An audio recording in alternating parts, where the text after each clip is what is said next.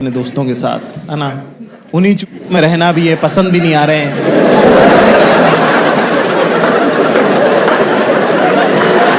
Mood भी खराब हो रहा है इनकी वजह से, पर इनके बिना चलता भी नहीं है। करे तो करे क्या, जाए तो जाए कहाँ। हमारा बचपन का दोस्त है कुंतल, उसको मनपसंद में आप लोग सब जानते हो। कुंतल के बारे में एक बात जो मैं बताना भूल गया मनपसंद में, वो ये है कि उसकी चलेबिलिटी बहुत हाई है, और दोस्ती में चलेबिलिटी देखनी चाहिए, है ना। चलेबिलिटी होती है दोस्तों जब आप किसी को बोलोगे ओए चलो, तो वो गाड़ी में बैठने की कितनी देर बाद तुमसे पूछता है वैसे कहां जा रहे हैं भाई। कुंतल की इनफाइनाइट है। मैंने बोला कुंतल यार फटाफट मेरे को रेलवे स्टेशन छोड़ दे, दिल्ली जाना है ना। कह रहा, मैंने कहा तेरी बाइक निकाल फटाफट, चल चलते हैं। कह रहा मेरी बाइक में तो पेट्रोल नहीं है।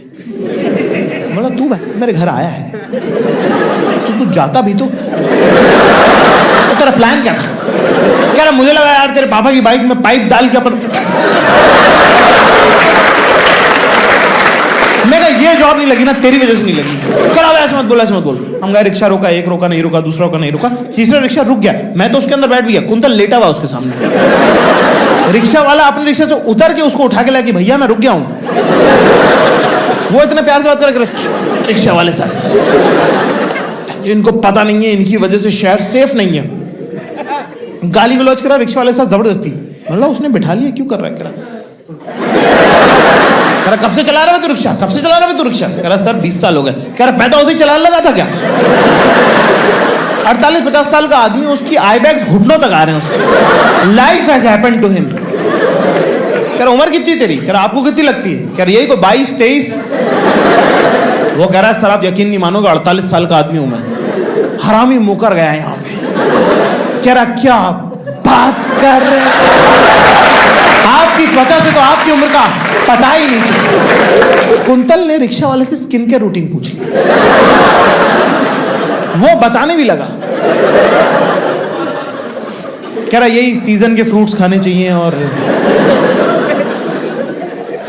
और सुबह उठ के मॉर्निंग वॉक करना चाहिए।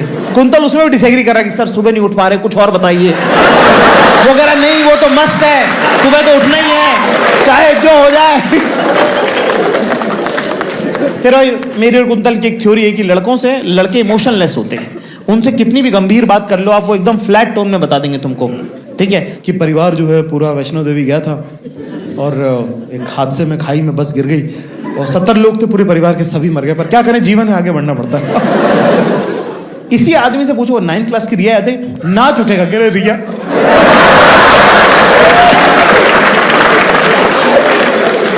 लड़की बाजी की बात पे उछल जाते हैं लौट।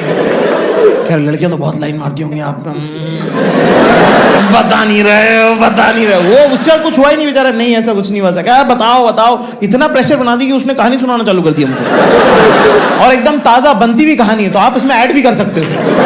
आप जैसा चाहो वैसा इसके अंदर ऐड करते हो। ये एक बार की बात है सर, ये कोई मतलब थोड़ा 1-2 साल पुरानी बात होगी। हाँ 2 साल पुरानी बात है। एक लड़की थी, अमीर होगी, बहुत अमीर, हाँ अमीर थी, बंगले में रहती होगी। हाँ 2 साल पहले का बात है, बंगला में रहता था एक लड़की। मैं कहा आगे भी बताता ही रहे भाई, तू रुक गया वो भी रुक गया। अंकल को मजा आ गया भाई साहब, उनको मौज आ गई। कह रहा भैया कहाँ जा रहे हैं आप लोग। कह रहा भैया जा रहे हैं दिल्ली, रेडियो जॉकी बनना है। भैया को रेडियो जॉकी बनना है। कह रहा ये तो हमको गूंगा लगा।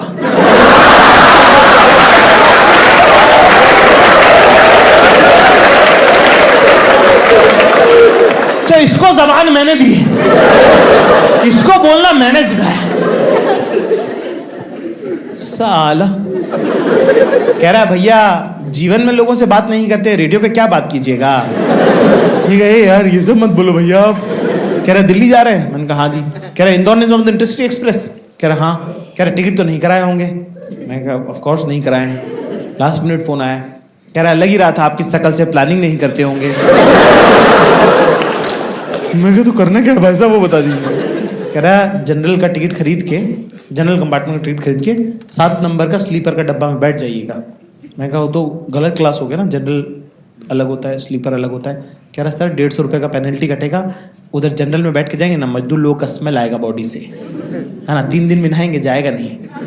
तो बात तो सही है। कह रहा स्लीपर में कम से कम जमीन पे बैठ के जाइएगा तो कम से कम आपको बैठने का जगह तो मिलेगा, और कोटा में खाली हो जाता है 7 नंबर का डब्बा। 11 बजे के बाद सुबह 7 बजे तक सोता हुआ जाइएगा, फ्रेश माइंड से इंटरव्यू दीजिएगा। हाँ, पापा ने भी एक बात कही थी, उन्होंने कहा था कि किसी भी आदमी से तमीज से बात करो, वो कुछ दे के जाएगा, तुम कुछ बता के जाएगा।